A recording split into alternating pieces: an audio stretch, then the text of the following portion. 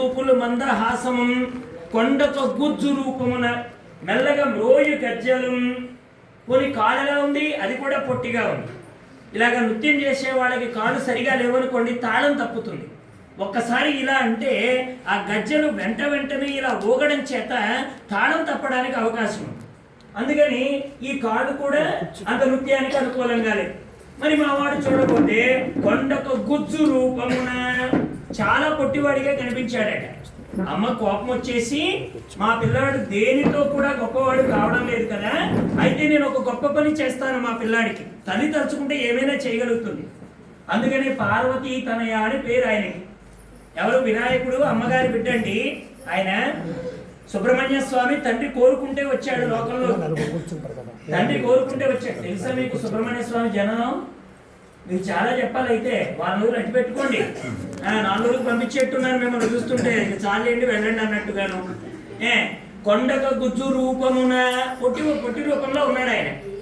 ఆయనేమో ఈశ్వరుడు పెట్టండి సుబ్రహ్మణ్య స్వామి. ఆయన కోరుకుంటే వచ్చాడు లోకంలోకి. సనత్ కుమార్ వారు జన్మ తీసుకొని వచ్చాడు స్కందుడిగా. అది మనకు రామాయణంలో వస్తుంది. స్కందోత్పత్తి కుమార సంభవంలో తెలుస్తుంది అన్నమాట ఎలా వచ్చాడనే విషయం. పార్వతీ తనయ, ఈయన అమ్మవారి బిడ్డ. ఎలాగా? కామేశ్వర ముఖాలోక. తర్వాత లలితా సహస్రనామం ఎంతమంది చదువుతున్నా చేయొద్దని చూస్తాను. మరి తర్వాత చెప్పరే. కామేశ్వర ముఖాలోక కల్పిత శ్రీ గణేశ్వర మహాగణేశ నిర్భిన్న విఘ్న యంత్ర ప్రహర్షిత బండాసురేంద్ర నిర్ముక్త శస్త్ర ప్రత్యస్త్ర వర్షిణి కరాంగుడి నకోత్పన్న నారాయణ దశాకృతి. లేకపోతే మాకు ఇక్కడే చదివేట్టున్నారు. కాబట్టి చక్కగా గణపతి యొక్క నామాలు ఉన్నాయండి అమ్మవారి నామాల్లో. శివశక్తి ఐక్య రూపిణి లలితాంబిక. అందులో మళ్ళీ రాముడు ఉన్నాడండి మనకి. ఆ అమ్మవారి యొక్క నామాల్లో ఆ రామారమణలంపట ఉంటుంది నామం. అక్కడ మళ్ళీ ఆ అయ్యవారు కూడా శ్యామ అనేటువంటి రూపంతో, శ్యామ బావదన ద్వయి అమ్మవారి యొక్క నామాలు. ఇందులో కృష్ణుడు ఉన్నాడు శ్యామ నామంలో. అంటే సర్వ దేవతలు ఉన్నారండి అమ్మవారి యొక్క దివ్యమైనటువంటి నామాల్లో. అందరి దేవతల యొక్క స్వరూపం ఉంది అక్కడ. కరాంగుడి నకోత్పన్న నారాయణ దశాకృతి. ఇక్కడ వినాయకుడు ఎవరు?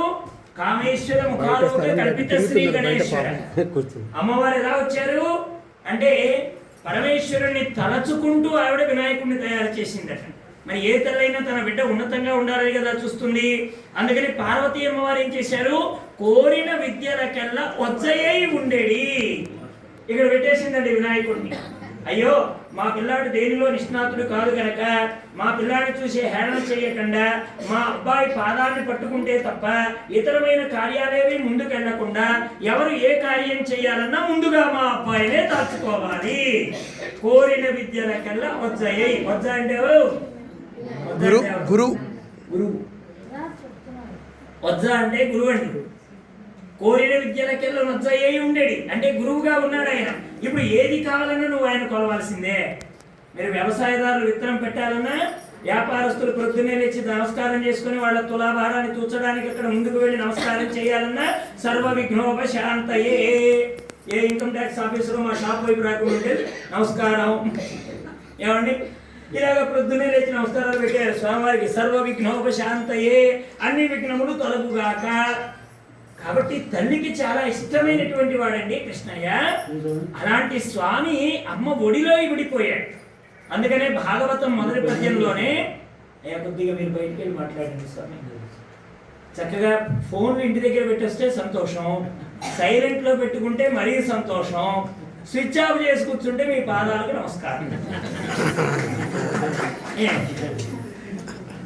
ఇక్కడ ఒక విషయం చెప్పారు భాగవతంలో. భాగవతం మొదటి పద్యమే ఒకసారి చూడండి. శ్రీ కైవల్య పదంబు చేరుటకునై చింతించెదన్ లోక రక్షైకారంభకుం భక్త పాలన కళా సంరంభకుం దానవోద్రేక స్తంభకు కేళిలోల విలసదృగ్జాల సంభూత నానా కంజాత భవాండ కుంభకు మహానందాంగనాడింభకుం. చివరి పదాన్ని అండర్లైన్ చేసుకోండి. ఏం చెప్పారు పోతనామాత్యుల వారు? మహానందాంగనాడింభకుం. మహానందాంగనాడింపకం అంటే ఎవరండి చెప్పండి? మీరు చెప్పద్దు స్వామి. ఎవరు? నందుడు యొక్క అంగన అయినటువంటి ఆవిడ ఒడిలో ఇవిడిపోయిన ఓ బాలకుడు ఉన్నాడండి. నందుడి భార్య ఎవరు చెప్పండి గట్టిగా? యశోద. నందుడు యొక్క అంగన అంటే స్త్రీమూర్తి వాళ్ళ భార్య. అందులో ఆవిడ మహానందాంగన డింబకుడు అంటే ఎవరండి? చాలా చిన్నపిల్లాడు. తల్లి ఒడిలో ఉండి తల్లి చెప్పినట్టుగా స్వతంత్రత పక్కన పెట్టి తల్లి యొక్క ఆలోచనే తన ఆలోచన కలిగి ఎక్కడికి తల్లి తీసుకువెడితే అలాంటి లక్షణం కలిగినటువంటి వాడు పిల్లాడండి. మనం అంటూ ఉంటాం కదా, మా అబ్బాయి అండి నా కొంగు విడిచిపెట్టాడండి. అదేం ప్రారంభమో పెళ్ళయిందా అండి, కోడల కొంగు వదలండి. విన్నామా ఈ మాట? అంటున్నామా? కొన్ని వింటున్నామా? అలాగా తల్లి కొంగు చాటు పెట్టండి. మన పరమాత్మ నారాయణమూర్తి కృష్ణ భగవానుడు అమ్మ కొంగుని విడిచిపెట్టి వెళ్ళడు. ఆవిడ అంటుంది, చను విడిచిపెట్టి నట్టిట్టు చనడు పొరుగిండ్రన్ ప్రోవ త్రోవలెరుంగడు. ఎంత అద్భుతంగా చెప్తుందో కృష్ణయ్య గురించి. మా వాడికి పక్కింటికి తోవదలేదమ్మా అంది. ఇంకేముంది? చన్ను విడచి చనడు అట్టు ఇట్టు అంటే అటు ఇటు పోవడం మా పిల్లాడికి తెలియదు. ఓయమ్మ మా కుమారుడు మీ ఇండ్లను ఏది ఓయమ్మ నీ కుమారుడు మా ఇండ్లను పాలు పెరుగు మననీడమ్మ ఓయదం ఎక్కడికైనా మాయన్నల సురభులాన మంజులవాణి అని యశోదమ్మ చెప్తే అంటుంది, ఏది అమ్మవారు యశోదమ్మ తల్లి అంటుంది, అమ్మ మా అబ్బాయి మీద అవాండాలు వేయకండమ్మా, మా పిల్లాడు చాలా మంచివాడు, అన్యమెరుగడి ఈతడు తన ఎంత ఆడుచుండు మంచివాడింత ఎగ్గులు మానరమ్మ రామలార త్రిలోకాభిరామలార తల్లులార గుణవతి మా తల్లులారా. మా అబ్బాయి ఎంత మంచి పిల్లవాడంటే అన్యమెరుగడి ఈతడు, మా వాడికి ఏం తెలియదమ్మా, మీరేది తెచ్చుకుంటే అదే మీకు ఇస్తాడు మా పిల్లాడు, చాలా మంచి పిల్లాడు.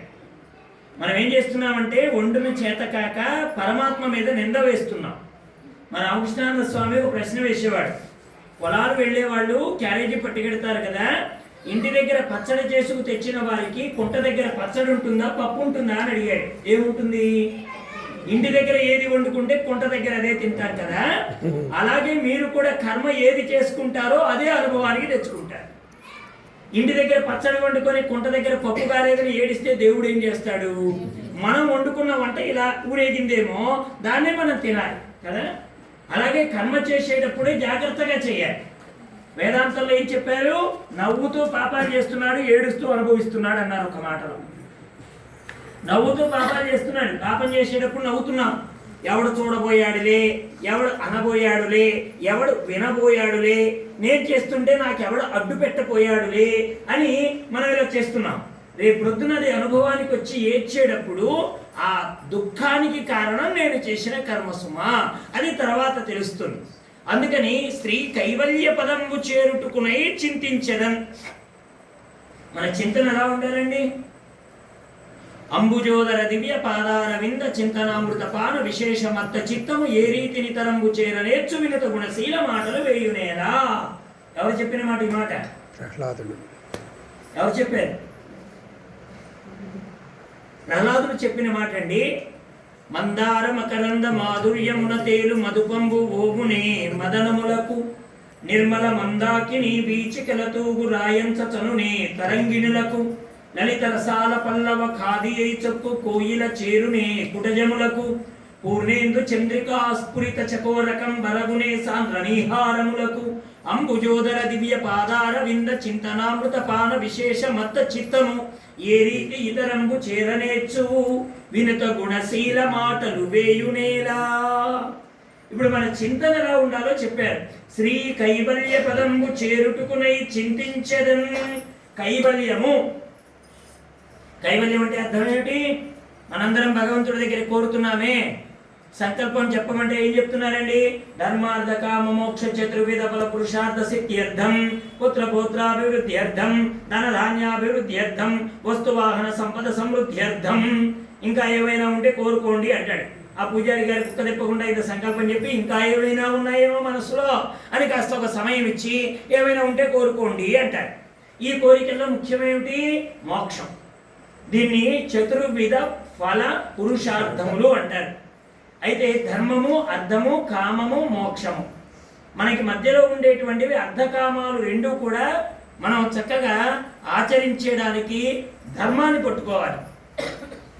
ఎవరైతే ధర్మబద్ధంగా అర్థం సంపాదిస్తారో, అలాగే కామం అంటే ఒక వస్తువు యందు ఇష్టము కలిగి ఉంటారో వారికి మోక్షం కలుగుతోంది. మోక్షద్వారే ద్వారపాలకాః చత్వార పరికీర్తితః. ఏం చెప్పారండి? శమో విచారః సంతుష్టః చతుర్దశ సాధు సంగమః.